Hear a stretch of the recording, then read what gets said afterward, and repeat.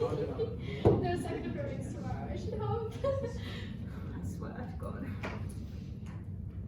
3 things in the speech. Firstly, some setup. Secondly, slash characterisation. Secondly, a point on why this is the power we believe local communities should have and why they're likely to make better decisions about what is being taught. And then secondly, on broader educational outcomes.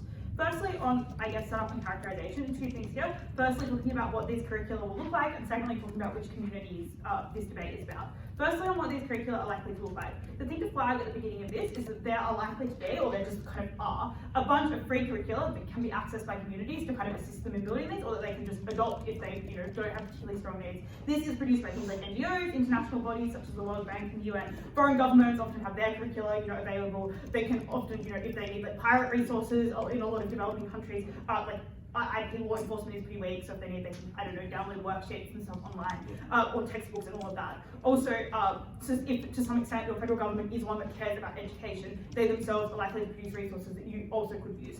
As well as other schools and organisations in your area are likely to produce free access resources. This is just all to say that there's a bunch of reasons why other people produce resources for that, but also to kind of bring themselves capital and like bring themselves image, which means that there are just a bunch of resources you can access, particularly on unambiguous subjects, which means that things like maths, English language skills, science, like grammar, a lot of things that just kind of are uncontroversial and that just kind of is a way of teaching them, are likely just to be taught kind of symmetrically across the board on like the way you teach maths. Like it's pretty simple, and that's something that shouldn't be a strain on these communities at all, because they can do it relatively easily, as I've explained. Which means that where these curricula differ is on things like history, language, and culture, where those are things that are particularly important to that local community. And to the extent that that community believes it's important and chooses to teach it, noting that if a community is particularly monitored and policed, they're unlikely to make that decision. So they're likely to recognise if tensions in flame because they're in a really, really oppressive area, they're unlikely to make a decision that's super controversial. So again, in that area, curricula are likely to be relatively symmetric. That explains what these curriculums look like and where they're likely to differ on the either side. Secondly, which communities is this debate about? We think this is about communities that are in relatively more isolated areas that are not particularly surveilled or policed if the government is, very oppressive, or things like ethnic enclaves where they do their own thing, or in really pluralistic states where the federal government doesn't really care what you're doing, and so likely is just going to let local communities do whatever they want. They're the ones who are able to who have the capacity to be able to do this independently. Who has the incentive to do this? The incentive is particularly strong when you have a particularly strong importance or conception of how to teach particular subjects or things that are particularly important. I've kind of already covered some of this, but I think this particular looks like things like language preservation. For example, in India, where most schools are taught in English or Hindi, but lots of communities have their own individual languages, being able to teach in that language or teach about that language to make sure people have a skill in it is something local communities would be able to do. Additionally, if you have a particular version of history or culture, you may, for example, be able to teach literature and art from your community or from a group similar to yours, or conflicts to some level that occurred in a way that your group or your community kind of views it, rather than the way that a majority group might view it, which is pretty good. Okay, under some standards. Why should local communities have this power? The first thing is just to say that they are the most sensitive and aware of the needs of their children and of that community because they are most closely linked to them. They are likely to be more democratic, it is more accessible for people to be able to access it. That's to say it's very easy for a parent to go to a school board meeting about what their curricula should be, or go to a local government meeting about what the curricula should be. It's very, very hard to, I guess, lobby the federal government to make some sort of change to the curriculum. So you have more kind of power and control in this area, so it just is likely to reflect the views of parents who are likely to have their kids' best interests at heart and likely to make decisions about what they believe to be important overall. Particularly, again, I think this maybe looks like an area that has a big agricultural economy.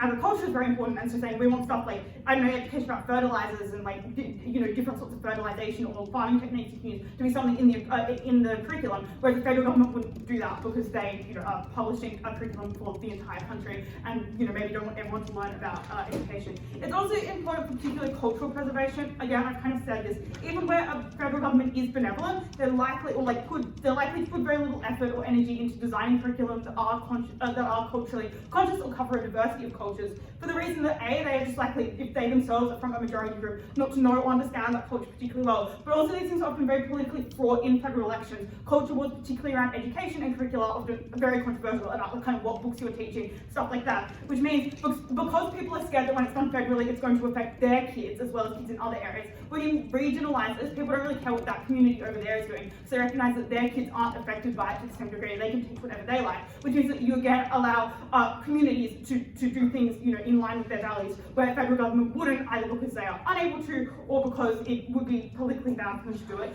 Additionally, obviously, if the state is somewhat repressive at all and chooses not to produce resources in this regard, you allow this as a mechanism of self-defense where communities can continue to culturally preserve, you know, like their values and stuff like that, which I think is particularly good. I guess kind of overriding this point is just the idea that education is very, very important on an individual's life. It really does form your outlook and your worldview, and therefore we think that it's important that the people who are most affected by that, you know, the kids and like the communities which they're in, have direct control over what is being taught to them. I guess that's kind of an extension of democracy to some level, as if we support them just being able to have a say over something that really does affect their communities and their lives, the future workers in those communities and all of that.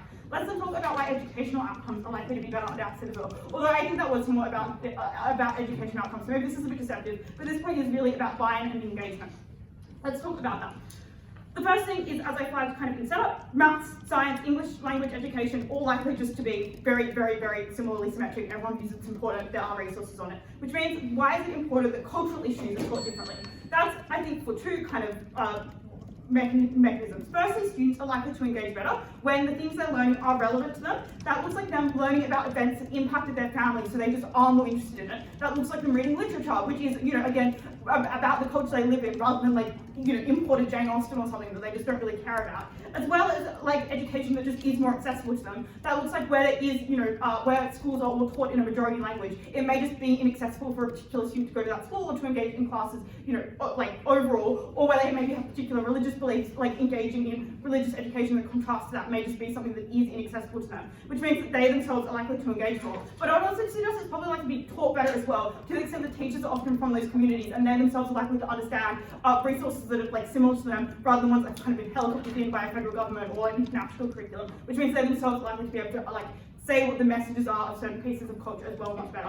That just means that people are likely to choose to study for longer, they're more likely to stay engaged with education, they're more likely to actually do study and engage with schooling. Secondly though, I think that this means parents are more likely to, you know, support their kids and encourage them to stay in education. This is for similar reasons that I've just mentioned. They're likely to view it as more interesting and important. But I also think that when they themselves view that they have active control and oversight over it, because of, I think, the reason I explained earlier, that if they want to change things, they're relatively able to get involved in school bodies or in local governments, whereas like a federal government just is inaccessible. This means that they believe or understand the value of a lot more, as in they understand that the things that were set by their neighbour or someone down the road or whatever, and that they value that and they value that person's opinions, so therefore they value this, which just means overall it's more trustworthy and something that they are likely to value a lot higher, rather than something that is done by a government that they maybe think is failing them in other regards, and so they're unlikely to view it as important. That means they encourage their child to continue going. That means they're more likely to do things like, you know, support them doing their homework, be against them dropping out to, you know, financially support the family and stuff like that. What is the overall impact? The impact is pretty massive. People stay in education for longer and stay more engaged. Particularly, I'll point out where this does look like communities educating on particular economic industries that affect that region. That just means you get mass, like, increased income for that area. Because if everyone in an agricultural community does understand how to like agriculture better, they just are able to be more productive overall, and they're likely to bring those lessons home to their parents, who are also likely involved in that, you know, in that industry, and do that overall. I think it also just has other additional benefits that will be expanded on later, but education is overall quite good. So happy to stand for it.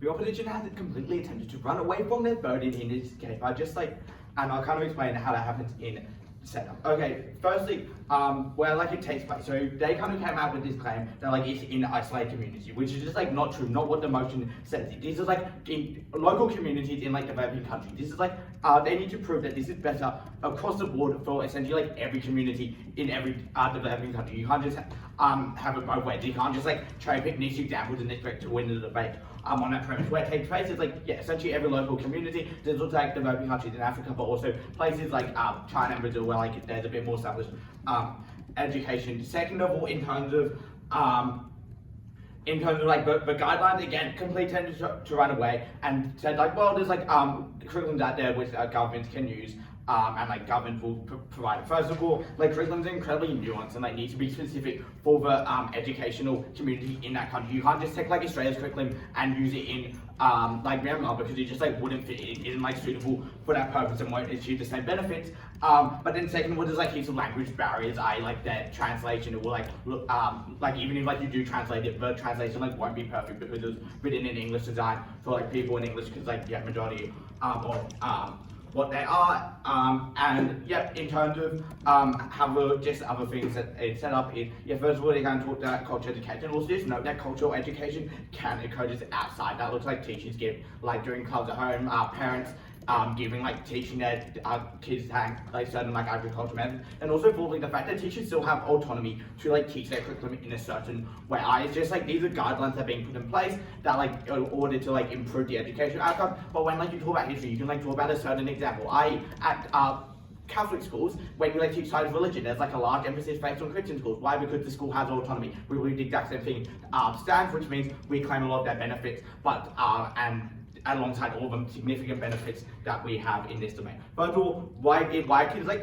constructing a curriculum incredibly hard, and why like only national governments are able to do it well. So firstly, building a good curriculum is like a resource and attention. Why? Because you need people with a large amount of knowledge of not just the subject itself, but like the way like it gets taught, the way it gets interpreted, what like needs to be like the specific things that need to be taught, and you have to pay those people, which is incredibly expensive because they're experts and will charge a lot, which means like the local community won't have the resource to it, or won't have the resources to pay for it, and even if they did have the resources, they probably just won't have the access to these people, and so when the government would say we're always expected to like access written materials such as like tests that need to be provided to do it, expensive to build the test, build those, make sure those tests are actually good. Thirdly, like you need specialized people to like write curriculum, and there's just like not enough people for like the local community. And even if like we are going to take the opposition at their best and like take these like UN written curriculums, you still like need specialized people in order to like convert them into ones that's suitable for the community. So I just going to take as much resources,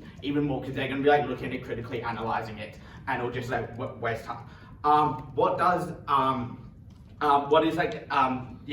this mean? This means that it's going to be incredibly beneficial because it's going to be incredibly beneficial because you're going to have like the curriculum is going to be taught better. What does it look like? It looks like making sure that it's like interesting, so people engage in it. The opposition kind of came out and said like, well, they'd be interested in that culture. Probably not true. We believe like someone who's like 6 years old like might have like won't be particularly interested because they probably don't like comprehend any like hardships that face. They just want to like learn stuff that they generally enjoy, and find interesting, and that's going to be part of the engagement that these specialized experts at the national level will understand, and the people at the local community might not just have the knowledge or resources to understand as to why this is the case. But then also too, it's incredibly important to teach soft skills. What it looks like is certain critical thinking abilities, which are incredibly important to be taught for your children to like succeed at university, succeed in the school. Where note that like certain subjects will have like a certain component, because it's really important. Like in science, you have like research component. Why? Not just because like it's important. I don't need to know how like conduct a risk analysis when I like turn on my Bunsen burner, but I need to understand like the importance of like knowing risk. It's the exact same case in these schools, and like these soft skills are incredibly important for them to succeed. So what have we found so far? The curriculum is going to be written better, which means the children are going to be educated better. This is incredibly important because obviously like approaching knowledge education is like the most fundamental thing, particularly in these developing countries. Okay, now why is like the curriculum going to be more consistent, and why is that like significantly important? So obviously like if you have curriculum across the country, it's going to be like obviously consistent, which means that like as opposed to like having different curriculums through communities. Why is this good? First of all, it like has access to standardized testing, and as opposed to counterfactual where you either don't do it or you do it, but it's like some schools haven't educated on it. If like one community has a curriculum built in one way and they're doing a standardized test, then like it's going to be identified. Note that the way that these tests will be built will probably favour like the rich communities who are probably like constructing their curriculums well, so it's probably going to be actually do these tests, but then B probably will just have like influence to like influencing government to like make sure this test like aligns with their curriculum. What does it mean? It means that then also secondly, you have access to like worldwide testing, things such as like the SAT or the IB, which is like really important to give like these people in developing countries opportunities to study overseas, because often like some of the local tests aren't acknowledged by overseas universities. What is the impact of it? First of all, they can go to university. You have the best kids who are like best suited, putting in the most effort going to university. You don't have someone who's like half-assed his way through, but his curriculum happens to align with the statewide, with the standardized test, as opposed to someone who's like put in heaps of effort, studied really hard, but just isn't being taught the things necessary to succeed well on the test. But then also you have increased access to foreign. So obviously it's going to increase people access to university, incredibly beneficial, but then also particularly means that we're not oppressing minority people who probably don't have the resources to constructive curriculums as well, and restricting their access. Secondly, the state can evaluate the educational system. Why? Because the tests that are done are fair and consistent and like actively affecting like what schools are doing well. Why is this important? A, you can like incentivize schools or like work on schools which aren't performing as well. B, schools have like active incentives because this process is going to be a lot more legitimate. They have access incentives to improve. But then C, you can just like evaluate the country's education performance as a metric, which is really important to compare how you're going to universal standards, like predict the future of like your labour force, what's going to be good. They claim like these cultural issues are really important. We claim it's best preparing people for tests, teaching the soft skills and the university, and we believe that this should be consistent worldwide. Last bit is oversight. This is kind of like where our case interacts with most of it, and they kind of came out and talked about like how like it could be like they kind of came up with analysis how you could fit it to the culture and align with the cultural issues. Why is this like not true? First of all, you're going to have increased funding and in these for these courses. Why? Because if like your local community, you're probably not going to get funding from the government. Why? Because they might think that you're trying to like teach them like anti-government ways, particularly if they're like particularly authoritative, but then also they don't want to pay for something that they don't have any influence over them, as opposed to the counterfactual where the countries pay, which would one, a better use of resources, B, it means that the poor countries get increased access to resources because you're getting resources from the state level as opposed to like the individual community which doesn't have the resources relying on it.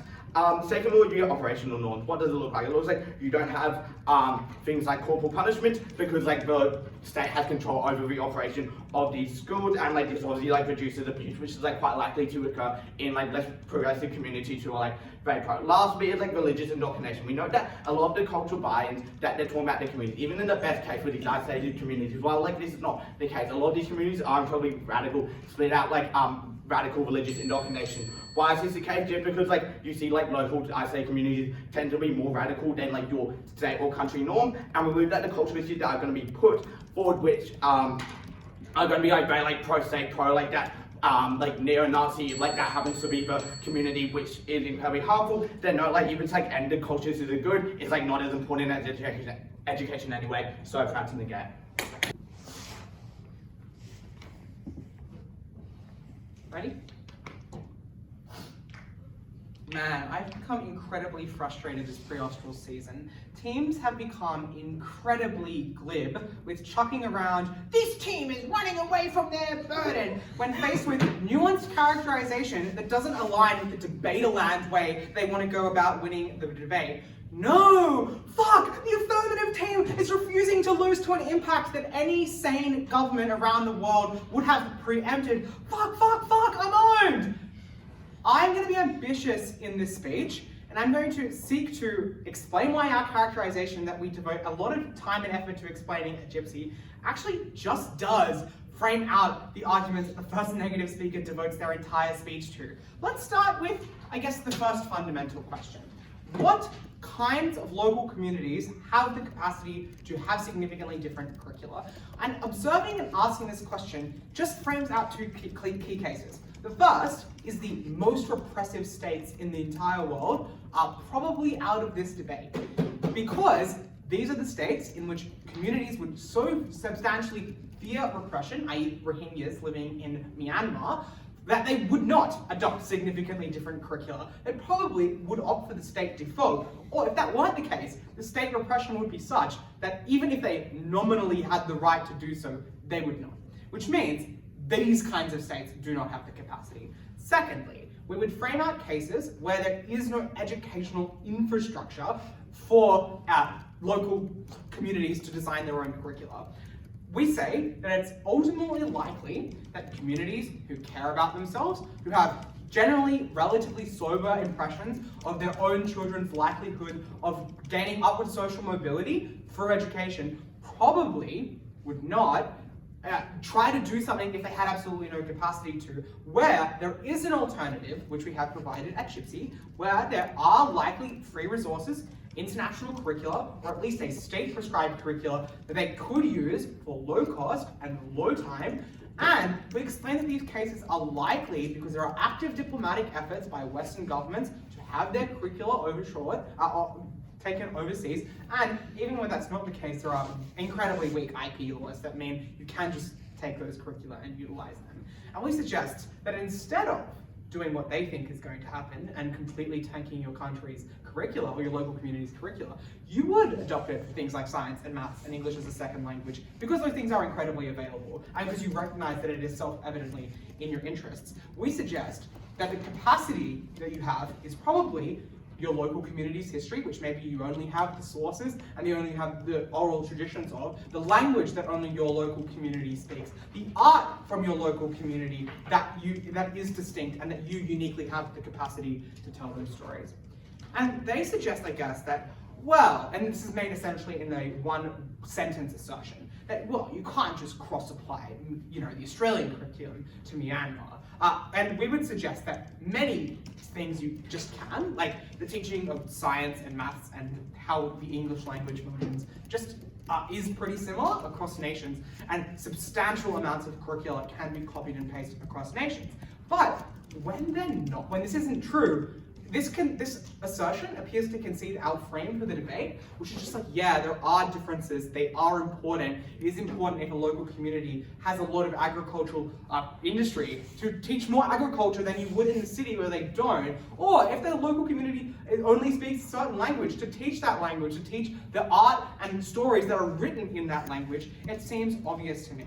But I guess this overall misses the nuance of our claim, which is just there are state curricula you can opt into. And we explain why states would have the incentive to generate these, even if they are ceding power theoretically to local communities to design their curricula, because they obviously recognize that there are capacity problems as the negative team identify and would create these alternatives. Because, maybe this isn't, worth just saying debating, but not even fucking developing government wants every local community that consists of its state to fail, so they probably would do that. But additionally, if they are so malicious, they probably just want state control, so they would generate curricula. So all of those arguments are out of the debate.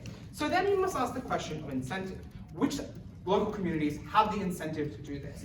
No, there are substantial reasons already given by Affirmative and the negative that it would be difficult to opt in. There are high costs. There's lots of time that you would use designing a new curriculum. You might fear the way that would be perceived.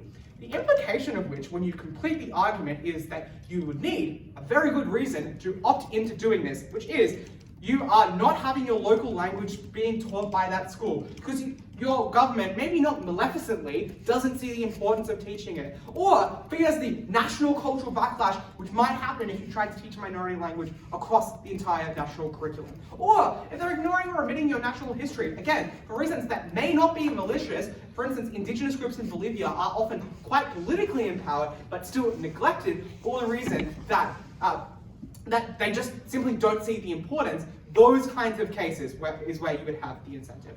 So at the end of this, believe this is only opted into by communities with the capacity, or at least sufficient capacity, to teach this competently, and with very good reasons to overcome. To ground this, what are the cases you believe this debate occurs in?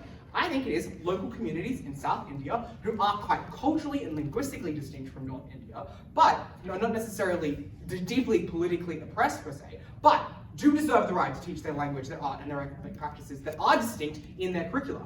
Afro-Brazilian enclaves trying to teach their own history, their own writers, their own art, and trying not to have that history erased by a fundamentally white Brazilian state. And thirdly, indigenous communities, Bolivia, who are, again, quite politically empowered, see Evo Morales being able to become the president, but are distinct linguistically, culture-wise, and deserve the right to be able to teach those kinds of cultural practices.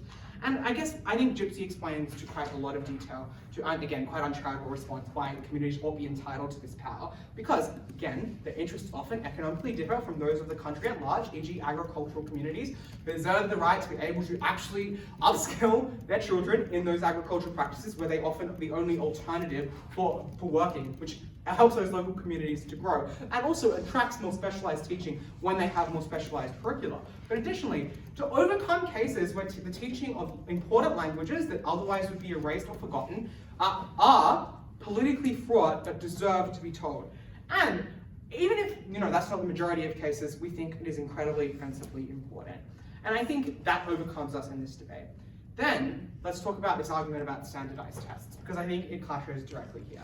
I think, if you've believed my speech thus far, Standardized testing is out of the debate because these mostly center on the kinds of things we say are almost entirely symmetric. Things like the teaching of science, of maths, and of English as a second language, which would minimally vary even between local communities because of the incentives that we have described. But I think we also flip this argument because minority communities in the developing world, specifically in minority ethnic enclaves where we situate most of this debate, are likely to not go to university, require a standardized test, but they are likely to go into the economic export of that particular local area for which the teaching that we provide them and the close-knitness that we provide in that community is important. I also think, just to briefly whip, I think our educational outcomes receive absolutely no response and they are independently debate winning. We suggest that both parents and children will be more engaged in the education system, more likely to send their children there, more likely for children themselves to engage in it because they would see it as relevant, accessible, because it's often taught in the language they speak at home, and fostering, in a sense that their local community is distinct and has things that are worth teaching. For that reason, we are winning this debate in 3 independent ways, and I am proud to welcome. I think the issue with this case is that they assume that these communities have the incentive to opt in only when they can and when it's good for them. But I think what they don't quite get is that in many instances these communities are not rational actors who have the best interest at heart, because oftentimes the communities that they want to talk about, the ones which are purely agricultural based, if they are in full control of their own curriculum, it's probably likely that every 13-year-old boy is only taught how to work on a farm, because notably that is what's most effective for their environment. But notably, it's because they don't have the incentives to send people to university because they don't think it's an option. And what I think the opposition misses in this case, that in many instances, even if they have the best interest of their local community at heart, they simply don't have the incentives that align with sending kids to university or doing things which don't necessarily align with their ideology or belief how we should live in this world. And I think in many instances, this does just necessarily remove people from having access to learning things about maths and English, which can send them down a different path in life that isn't what their community assumes to be the most important. A couple things I'm going to do in this speech. I'm going to ask the question of whose school system just does academia better, and then secondly, I'm going to talk about culture and why I don't think they're as far ahead as they say on this metric. The first thing that they say here is that things like maths and English skills are heavily available online and largely free. But the first thing I'd say here is that this is just not true at all in this debate, because maybe things are free online when it's English language, but not in the minority languages of which they want to stake their entire case on, which is to say, they say that this debate occurs in instances where people aren't operating under the English language. And this is to say that these kind of languages and the educational opportunities and resources that they want to talk about are very niche, and it's unlikely you're going to be able to derive any sort of profit by having these sort of educational books and systems and curriculums that exist in these languages. But the second thing is that there's just simply not many people creating these content. It probably just doesn't exist, and when it does, it's behind a paywall. And notably, when you have to do things like translate it, it's really hard for you to actually get across to these kids who aren't necessarily the most literate in English, how exactly the nuances of how you're meant to learn this, or how the English language works. Because when things are translated without having an incredibly large amount of effort put into this, it's likely just going to be really confusing and really hard to actually understand. But notably, when this stuff is created by the government and given to you by the government, it's probably just going to be done in a better way that's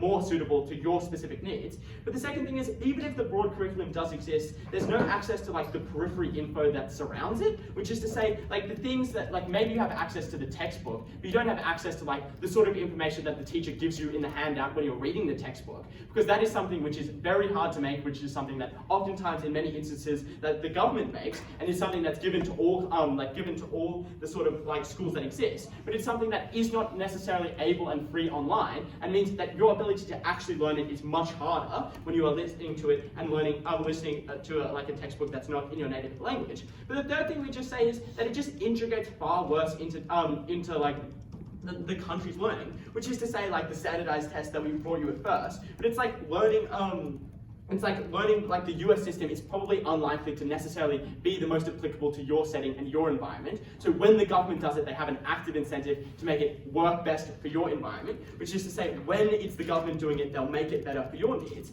They say here that the community is the most sensitive and aware of what their kids need, but oftentimes their decisions are just based on, and that the decisions are based on this. But the first thing we'd say is it's unclear why parents actually have a holistic understanding of what's best for their kids, because they probably probably just over-index into things like agriculture or culture over things that are more nebulous and not necessarily actually understandable to in their circumstance, which is to say it's far harder to understand why we need to teach this 30-year-old kids access to things like maths and learning English, because that maybe it results in them being able to access tertiary education in the future, but it's unclear to the average person in these communities how that actually materially makes their lives better off in the short term. But the second thing we'd say is it's really hard for communities to actively agree in most instances. Like, everyone has differing desires and differing needs and different understandings of what the curriculum looks like, and the sort of like crowdsourced curriculum that the opposition wants to talk about is unlikely to actually cater to what these people need, because largely if they want to talk about a culture, a community that like teaches you agriculture and like teaches you the cultural understanding of this environment, it's unclear to me that the average kid in this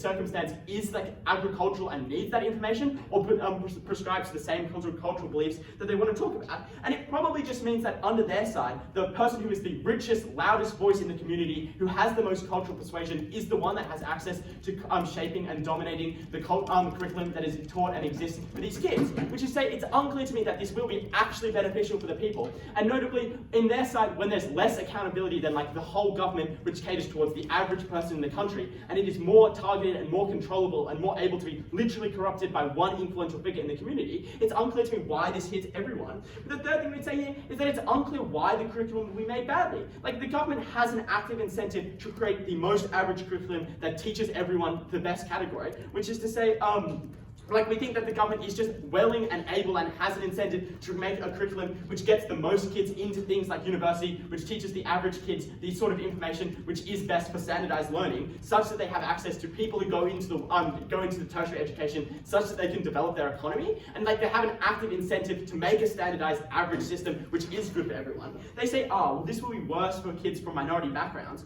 But note here, if the majority if this like actually does exist, and like the majority learns one curriculum, and then the people from minority backgrounds learn another curriculum, this is notably so much worse for the people who are locked out of the average curriculum, because now, notably, when they are trying to do things like standardized tests, and when they are learning like a separate sort of curriculum that only exists for like these regional areas that aren't necessarily connected to like the average majority beliefs, it means they are just far less likely to do things like get into university and have access to like materially better outcomes, which means not only does it just, like, if the opposition wants to stake their claim on only smaller minority communities doing this, it means that the difference and the disparity and inequality that exists between them just gets so much worse. Note here, they say, we tell you that standardized testing is very important for things like uni admission, and also just like funding allocation, because when you see that a certain kid, like a certain school is doing worse on the standardized testing, you just send more of your funding there because you understand that that community needs more help. They say, oh, well, like largely it's the same curriculum, but the intuition push I would note here is just like, notice how different like maths standard is in the HSC from maths advanced, notice how different maths advanced in the HSC is from like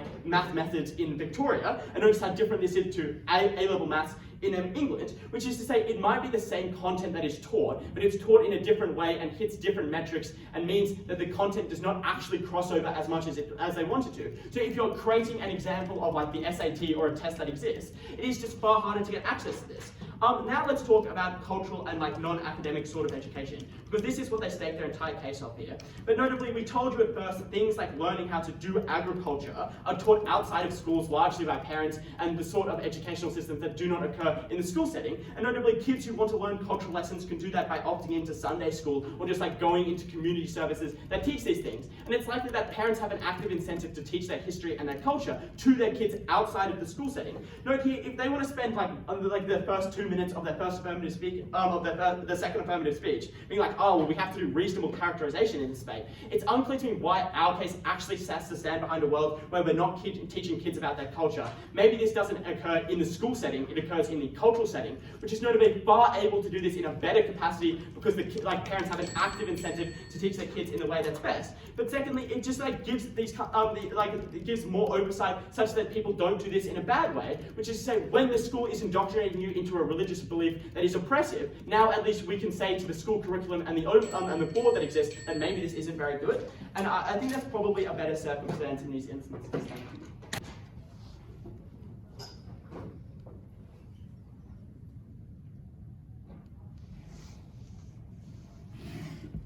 In rural communities in Vietnam and in Myanmar, parents who engage in farm work often believe in things like, for instance, that they should not wear protective gear when they spray pesticides on the fields, because they feel that that gear is heavy and hot and they actually breathe more heavily. They think that means that they're going to inhale more of the pesticide. That is empirically untrue, but it gives people serious illnesses because they have a lack of knowledge. Many of these countries, the practices that are occurring in these rural areas are ones that benefit substantially from having formalized education in schools. Education that is regularly provided through NGOs, that is regularly done through things like ASEAN outreach programs, which is how I know about this, because I attended a seminar on it when I worked at the Department of Agriculture. And that is critical, because these communities are crying out for these forms of education. They are asking international organizations and NGOs to develop this for them, and those NGOs are responding. But this negative side would deny them of the ability to teach this in the schools where children are present, where children actually have the free time and the structure and the leisure to take that lesson on board. And not just to take it on board for themselves when they go on to become farmers, but to take it home and to tell their parents about it with the authority of the school behind them, which is likely to persuade those people to change those practices. If we can achieve the benefit, creating better, more tailored, more engaged students who can learn meaningful lessons that help their communities, I don't care if that means that maybe a singular exceptional child from a singular village that happened to have been born into relative wealth and could thus theoretically afford to go to university does not get to go if every child in that area is more equipped to be able to do things like farm in a way that is viable, strengthen their community, and lift themselves out of poverty in that way. That trade-off and the fact that side negative wants to hinge their benefit on the idea of people in the communities that we describe being able to go to uni, something that only 20 to 30% of people in the developed world happen to access, that obviously a far smaller number of people from these communities, if in many instances really any at all that could be weighed in this debate occur, is the simplest and the most clear reason why you should be giving us this debate. So let's ask ourselves whether communities will be bad. And here I would just point to the fact that harms that they describe are ones that are kind of silly. Like they say things like, oh, communities that care too much about agriculture and not enough about pure maths. We say it is good for them to care about agriculture, it is bad for them to care about pure maths. The interesting thing here is that when side negative concedes that communities have the interest focus on practical skills that are suited to their particular cultural and economics, the thing you should really ask yourself is, what happens in the world of side negative, where presumably they support a national curriculum with a much stronger emphasis on things like maths and science and other kind of pure skills that are not directly relevant to these communities? And I think the answer is something that we preempt at First Affirmative. When we say you must make curriculum relevant, you must make them applicable and practical, because otherwise students do not engage,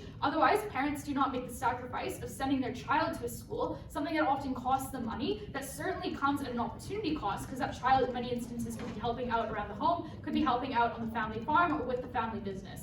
And the thing here that you should understand is that while side negative is able to teach a very tiny number of children pure maths that they will never use in their lives, that is unlikely to get them to go into a university, even if they qualify, they're unlikely to afford it, they're unlikely to be able to travel, and their family is unlikely to support them if they're in a relatively deprived area. That is just something that means that these students are less likely to see the relevance in school, less likely to be able to explain it to their parents, and the parents themselves are unlikely to see the relevance. So they would just not make that sacrifice in many instances. And you can see this in even places in the developed world. For instance, in Indigenous communities in Australia, when those schools do not teach things in Indigenous languages and teach them in English languages, they are more likely to see students being absent from that school, more likely to see students and parents and communities seeing less value in that school because it isn't relevant to their circumstances. They don't think that that's something that's valuable for their kids. They're likely to prioritize stuff at home and other more practical benefits that those children could be engaging in instead.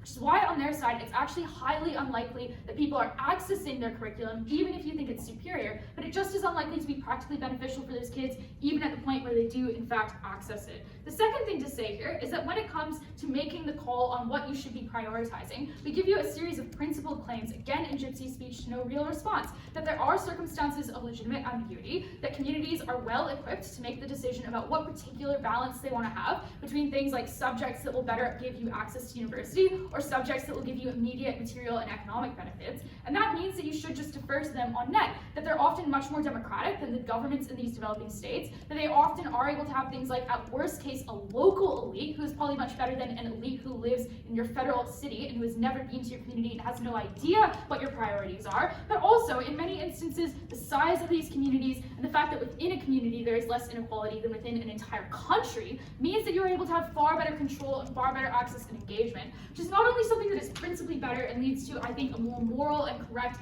and useful system of education. It's also something that is, again, a reason why parents and communities on our side see and understand the value of this curriculum, because in many instances they have direct control over what goes into it, which means they participate in the discussions that explain why it is important. They believe in that. They're far more likely to make the sacrifice to send their children to school in the first instance, when again, often those children could have been doing something like helping out on the family farm or helping out on the family business and materially benefiting the parents instead. They will make the sacrifice on our side in far greater numbers. They will let their kids go to school and encourage them and support them in doing so.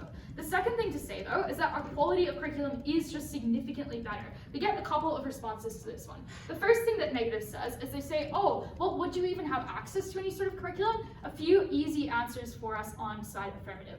The first one is that the curriculum materials that are produced by states prior to our policy coming into place wouldn't be like heaped onto a fire and burned. So obviously you would still have access to prior curricula that were nationally standardized and could use them as you saw fit. But we also give you a series of additional explanations in terms of other forms of education that you can access. For instance, it makes a lot of sense that if you're teaching a local religion, that you would get a local religious leader to help engage in that subject. It makes a lot of sense that if you were teaching something like agriculture, you would reach out to NGOs who are able to help you out with that. It makes a lot of sense to think that if you're teaching math or science, that you'd be able to access those resources for free online in many instances. Even things like Khan Academy are often very valuable in these communities. And of course, teachers are usually people who went to uni and would also have the expertise to be able to teach those kind of more standardized things in a particularly high quality, but also likely a particularly symmetric way, which is why this debate is overwhelmingly not about those things and more likely to be about things like particular cultural expressions or religion or language. The responses that we get to this are, I think, misguided. The first one that they give is to suggest that perhaps communities are extremist in their beliefs in nature and will do this in harmful ways. We would just say that it is highly unlikely that that is a numerically significant number of communities. To the extent that communities are extremists, that extremism expresses itself in the home, it expresses itself in religion, and it expresses itself really in the kind of fabric of the society that you live in. And having it in schools as well is particularly unlikely to be additionally harmful. But to the extent that this cannot be reflected in schools, again, we would suggest that that's a reason why parents would not trust those schools if they do not conform to community values, and again, would deprive their children of going to them. The second thing that we say, though, is that in terms of the more realistic conceptions here around things like standardized testing and university access, it is just a question that is legitimately ambiguous. It is reasonable for communities in rural areas of the developing world to look at the wealth of their communities, to look at the opportunities for their children, to think about the many miles they would have to travel, to think about how expensive it is, because often access to university is something that is not free in most of the developing world in the way that it is in the developed world, and to think no child in my community is ever going there. We should prioritize doing things to upskill them around accounting, around being able to understand how their farm works, around being able to build a local business and successfully manage it. All things that we think mean that those communities are far stronger at the end, that they're far more unified at the end, that they're better able to have a form of self-defense against an often relatively repressive or just absent government entirely, which preserves their cultures, which economically uplifts them, and which gets students' butts in chairs and in the schools in the first place. Proud to affirm.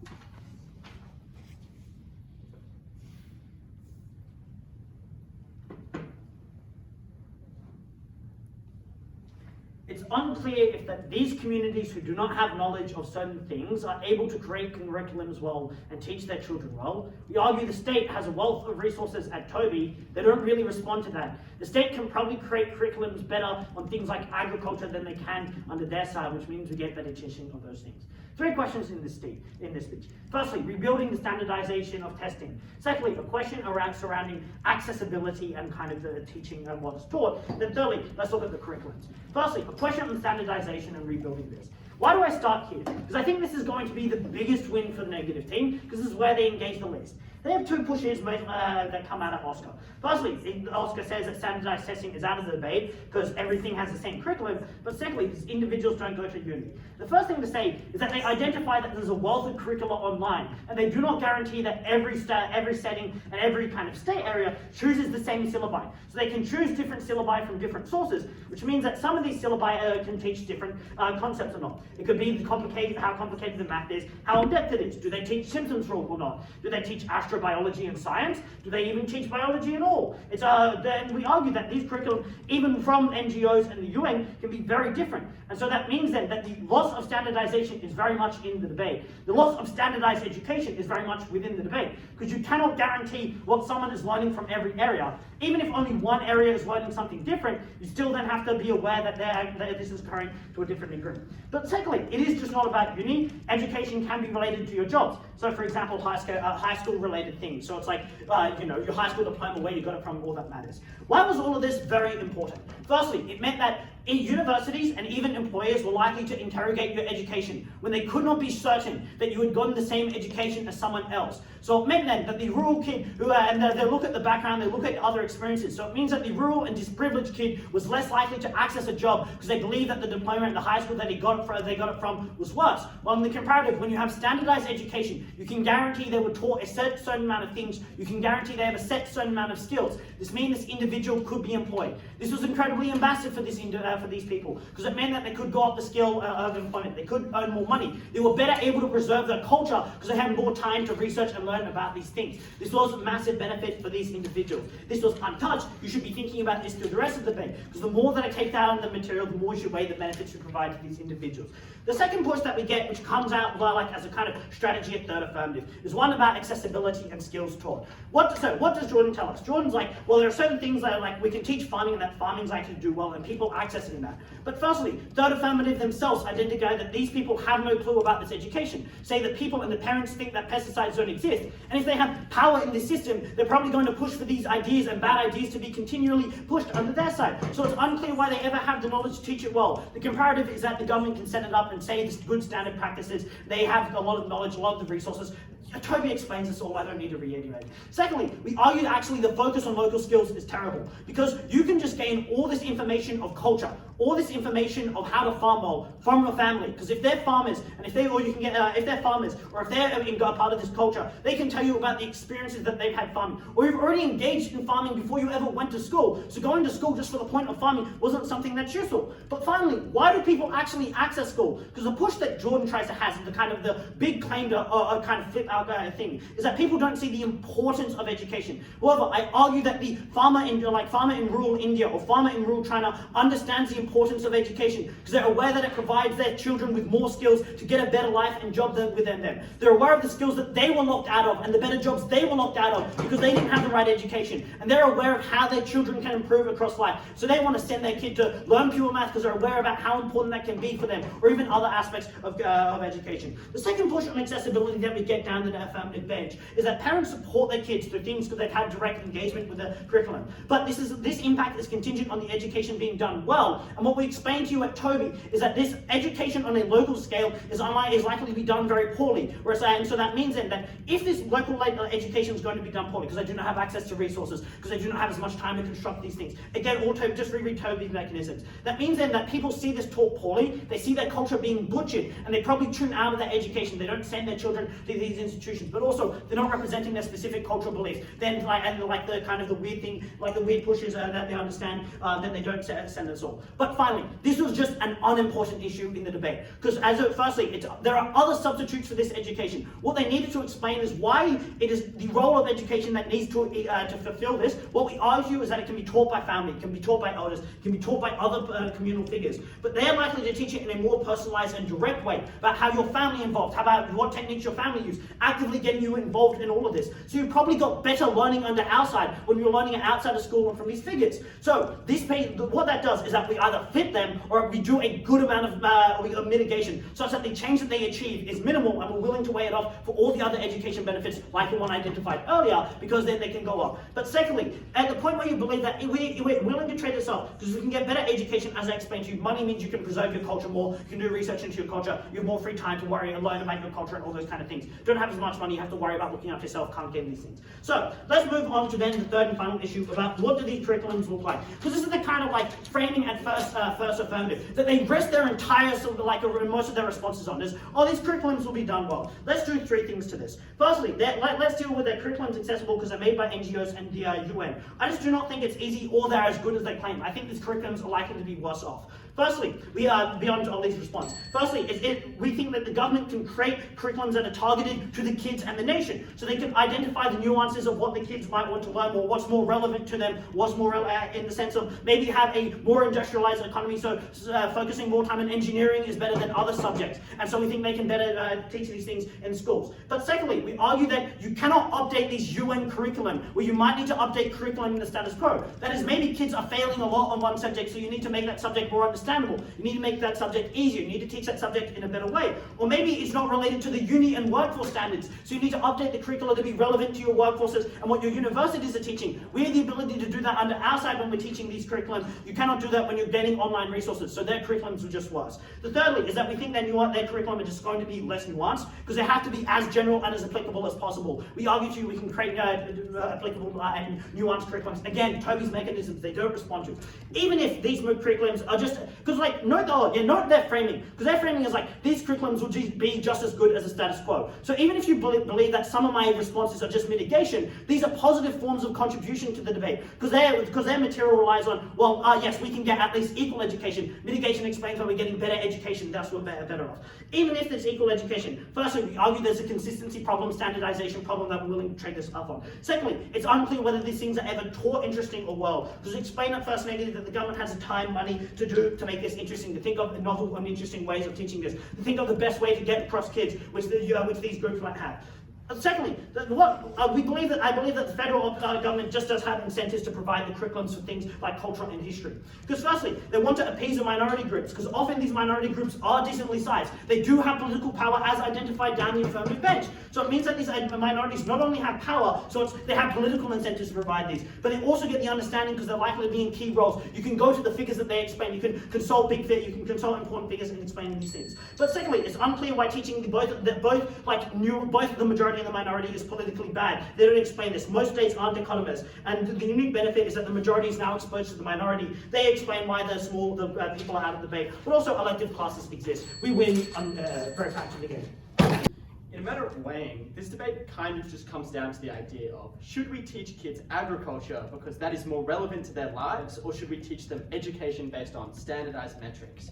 At first, we told you at first that for culture and agriculture, we already taught that outside of school, and kids are brought up on the farm for their entire lives, and they learn throughout these circumstances how to do this. And secondly, that education is more important because it gives them access to a life path which isn't necessarily just subsistence farming. And I think for them to win on this metric, they have to be so far ahead at telling you that we now make people better at agriculture, that it is much more important than the dramatic losses to educational outcomes. And that, for example, they can teach themselves stuff about agriculture that the community doesn't already know, which notably is the introduction we hear from Third Affirmative. But regardless, I think the average reasonable voter at this point in the debate, and more generally, just cares a lot about educational outcomes and the ability to have access to an academic education which is outside of things like agriculture, the ability to move outside of things like subsistence farming and out into a more tertiary education. So, I'll ask the question of, do we get a better education? And we told you at first that things like standardized testing result in more access and fair outcomes for getting into university, as well as determining where we send our funding and who needs it more. And we get access to more resources that are provided by the state. Their claim here essentially amounts to, they can use the state's old resources that previously existed, and that stuff is free online. And I think we do a lot of work in this debate to generally push back on this idea, and I'm not sure that it stands. But regardless, I don't think we really needed to prove that knowledge changes over time, and that having access to more resources that are curated more often is something that we ought generally support. They try to frame this as not very important, but I cannot stress enough in this debate how much a didactic education actually matters to the average children that this debate occurs in. Because notably, if we want to take the opposition's framing of these being like rural areas who are the most marginalized and the most vulnerable, we would tell you it's probably one of the most important impacts in this debate to give them a chance to move out of the environments that they live in and to bring funding into their communities and to have access to things like a tertiary education and like an education which does not necessarily mean that they follow in the footsteps of their forebearers and live in these circumstances forever. Because notably, I think in this debate, if they want to say that only 20 or 30% in the developed world have access to university and no one in these communities do, I think we must believe that they just are okay with this being locked in place for the continuation of human history, which is something that we don't necessarily think we should support. Okay, who teaches cultural beliefs better? And note here, we tell you in the beginning of my reply, as well as consistently down the bench, that you can learn these things elsewhere. And maybe school is better at teaching these things. But we would say here that the delta between the state versus the community for things is much bigger for things in academia than it is for the school versus the community leader for things on matters of culture. And notably, their delta will always be smaller, because something that we think stands in this debate is that the ability for the community to teach themselves in a setting that is not school, things like their language and their culture, is something that has always existed and something that will continue to exist, because these people have an active incentive to teach their kids what they think is important. But notably, when the school is in control of when the community is in control of teaching academia, they simply do not have the capacity to teach it to the best capacity. But we probably just flip this metric anyway by telling you, A, it's unclear that the community teaches everyone's needs equally, and it's probably just going to resort to the most dominant voice and teaching what they desire. But secondly, we told you that we get the ability to, in instances where it's bad, allow people to opt in rather than being forced to teach these cultural outcomes. We tell you our system in terms of teaching cultural outcomes is probably more targeted, it's probably more individualized, and I think we win on that metric as well. Ready? I don't think you should vote for the negative team, and I really don't think they have provided you a win strategy that would merit a ballot in their favour. Here are the set of cascading questions you need to ask yourself to award us the debate. First, which communities have capacity to do this? We have a conclusive win on this question that is effectively forfeited in responses after my second affirmative speech. We explain this would not occur in very repressive states because they cannot. It would not occur in states where there is no educational infrastructure to effectively design a curriculum, because you would not. So, in an absence of those things actually being allotted, which you would need to actually convince yourself of, I think you should believe that this occurs where there is some state leeway provided to these communities, and where they could go beyond the boilerplate to design curricula that were relatively good. Second, which communities had the incentive to design these curricula? And I think, as we suggest on the bench, you would need a very good reason, and I think many of the mechanisms in the negative case suggest you would. Our case is to suggest the majority of reasons you would have would be where states have not adequately taught your history, your culture, and your art, and those things ought to be taught where they are not.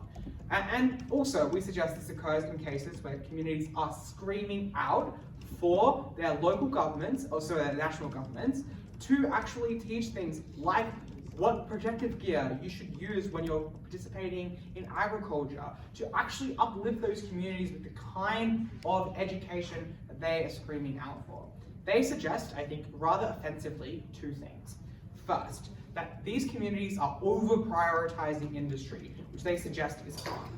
But by this point in the debate, I'm still unsure why prioritizing agriculture, if you are a subsistence farming agricultural community, is a harm. In order to convince you that it is a harm, they would need to have suggested there is a preferable alternative that is available realistically to these communities, which they do not, and that these options are superior to uplifting their communities in the things that those communities are naturally specialized in, which they have failed to structurally prove.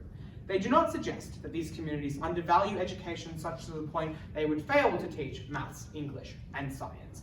Those communities often prize education, as we suggest down the bench, and want to uplift their children. It is glib to suggest that they would not want that.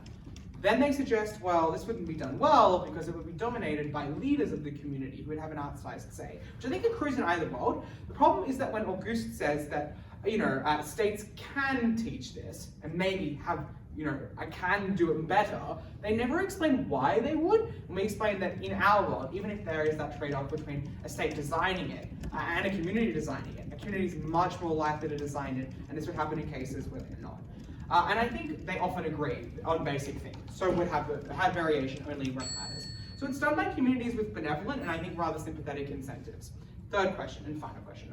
Under which world are educational outcomes maximized? we get a virtually free win on the board on the question of education because we explain down the bench that it is motivating both on the level of parents sending their kids to school and kids believing their education is important to have education which is accessible, i.e. in their own language, which is relevant to their culture and community, and which fosters a sense of close-knittedness among that community. So, kids just do better at school. We've explained this conclusively, and they have not provided a rebuttal which doesn't suggest that is true. So, you must evaluate them.